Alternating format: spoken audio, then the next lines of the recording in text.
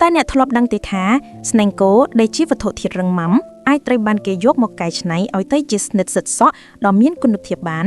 ដំណើរការនេះមិនត្រឹមតែជាសិល្បៈមួយប៉ុណ្ណោះទេថែមទាំងជាវិធីសាស្ត្រមួយនៃការប្រើប្រាស់វត្ថុធាតុដើមធម្មជាតិប្រកបដោយភាពឆ្លាតវៃ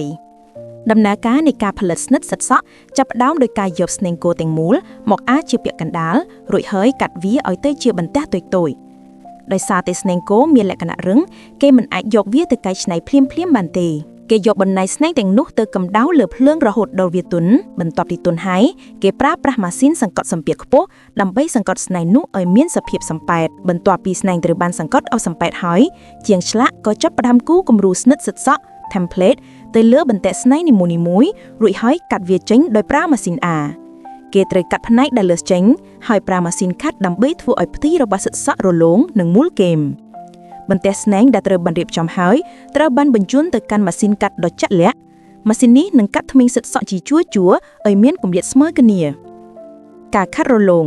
ក្រោយពេលកាត់ធ្មេញរួចគេត្រូវប្រើក្រដាសខាត់ឬម្សៅខាត់ផ្សេងៗដើម្បីធ្វើឲ្យផ្ទៃស្និតសិតសក់កាន់តែរលោងនិងជៀសវាងការមុតក្បាលនៅពេលប្រើប្រាស់ការតុបតែងដើម្បីបង្កើនភាពស្រស់ស្អាតជាងឆ្លាក់បានឆ្លាក់លំនាំតុបតែងដ៏ល្អិតល្អន់នៅលើដៃកាន់របស់ស្និតសិតសក់ការប៉ូលាជាចុងក្រោយស្និតសិតសក់ត្រូវបានគេប៉ូលាជាមួយម្សៅខាត់ដ៏ល្អិតនិងទឹកដើម្បីផ្ដល់នូវពន្លឺចែងចាំងដូចតោមស្និតសិតសក់ដែលផលិតពីស្នែងគោនេះត្រូវបានគេកត់សរសើរថាមានគុណភាពល្អនិងមានលក្ខណៈពិសេសដែលជួយថែរក្សាសក់បានយ៉ាងល្អផងដែរ